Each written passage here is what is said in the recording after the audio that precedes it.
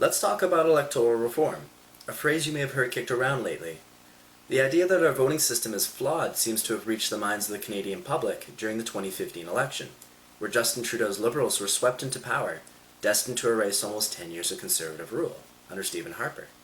However, the topic of voting reform has been relatively undiscussed, and this silence has led to many misconceptions about the reform movement.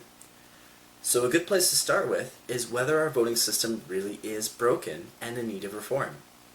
Yeah, it really is, and it's important that you, the Canadian voter, understand why and how it is broken and what can be done to fix it. Let's start by understanding our current system, first past the post. This winner-take-all system comes to us from Mother Britain at a time when voting rights and her access to information were severely limited. But society has evolved immensely over the years, leaving our voting system to wither in the winds of change. So as we all should know, Canada is divided up into 338 ridings, with each riding having one representative who joins their colleagues at the House of Commons in Ottawa. During an election, several candidates are pitted against each other to see who gets to represent their riding. Citizens are entitled to one vote and cast their ballots for one of their local candidates. Under first past the post, the candidate with the most votes wins the local election. So that all sounds great until you have a closer look at the numbers. First past the post works well for a two-party system, but here in Canada, we have 4 major national parties vying for your support, as well as several smaller ones which take votes away from these majors. Not a big deal, you say. The candidate with the most votes is still chosen. So winner winner, chicken dinner. Well, not quite. The candidate who receives the most votes does end up becoming the representative for the riding, but that might mean they only won with 30% of the vote. What about the other 70% of voters who cast their ballot for someone else? The winner certainly can't claim to represent them, can they? Let's explore this with a pizza party analogy. There's a group of 5 friends chilling out and who are looking to order some pizza for the night. They decide to vote on what kind of pizza to order using our first past the post voting system. Fred and Fiona both love meat lovers and throw their hands up for that pizza. Tiffany is down for some Hawaiian, while Gavin just wants a pep and cheese. Mike, on the other hand, is all about sustainability and opts for a vegetarian pizza. So when they tally the votes, it seems meat lovers came out on top with 2 votes, as opposed to just 1 vote for all the other pizzas.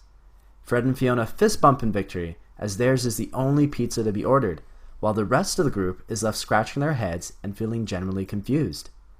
And I sure hope you are too. How is it that a majority of the friend group wanted non-meat lovers, yet that is the pizza that was ordered? What we have here is minority rule, where the majority of voters are represented by someone who does not speak for them. This is mostly due to several parties splitting the vote and ending up with lower vote tallies. Well, losers weepers, you say. They should have swallowed their pride and voted for a party that was more likely to win. What you're describing is called strategic voting, and it's ridiculous that our system still encourages us to do this. You should never be worried about wasting your vote, just because your favorite candidate is not among the top contenders. Strategic voting has been utilized every election year by voters who are scared of splitting the vote, and for good reason. The 2011 election was a textbook example of what a split vote by a surging third party can do to distort the election results under first past the post.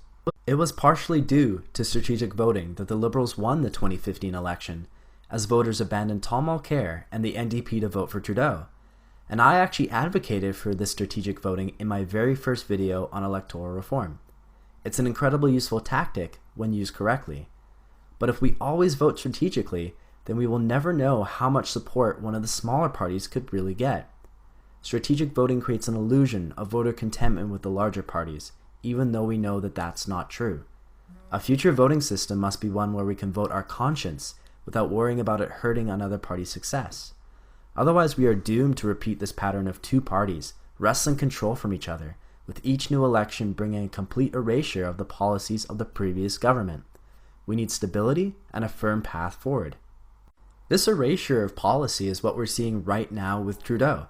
In fact, the Liberals only have a majority due to these flaws in first past the post. They only received 39% of the popular vote, but gained 54% of the seats. And this isn't even as distorted as it can get. In the 1993 election, the Conservatives, with 16% of the vote, were reduced to 2 seats. Meanwhile, the bloc captured 54 seats with just 13.5% of the vote, while the Reform Party, with less than 19%, got 51 seats. It's important to note that the flaws of vote splitting and strategic voting are played out on a local level at each individual riding, so if a lot of ridings experience this vote split, then the final distribution of seats in the House of Commons ends up completely distorted. And this distortion creates regional divides across the country where none actually exist. False majorities are then an unfortunate side effect of this flawed system. 39% of the vote should not equal 100% of the power, and Canadians know this. In a 2015 report prepared by the Broadband Institute, those polled who wanted a change in the voting system put this very goal at the top of their list. They want a system that the number of seats held by a party in Parliament closely matches their actual level of support across the country. So how do we fix this? Well, believe it or not, there are other voting systems out there. Many are being used by other countries with much success, and we will explore them in my next couple videos. But before we do though, it's important to settle on a few qualities a good voting system should have. I'd like to propose 4 requirements. 1. You should be able to vote your conscience. 2. Every vote should count, or virtually every vote. A good goal would be to make the most votes count. 3. We should ensure local representation. And finally, we should ensure that there is a mechanism that encourages representation in Parliament to be similar to regional popular support. A voting system that guarantees these features will undoubtedly meet with success. It's worth noting that while first past the post guarantees local representation, it does not fully live up to my first 2 requirements, and fails on my final. If you can understand why it's important for a voting system to fulfill these points, then you have just taken the first steps to accepting that first past the post must be replaced. Check out my next video as to what we might replace it with.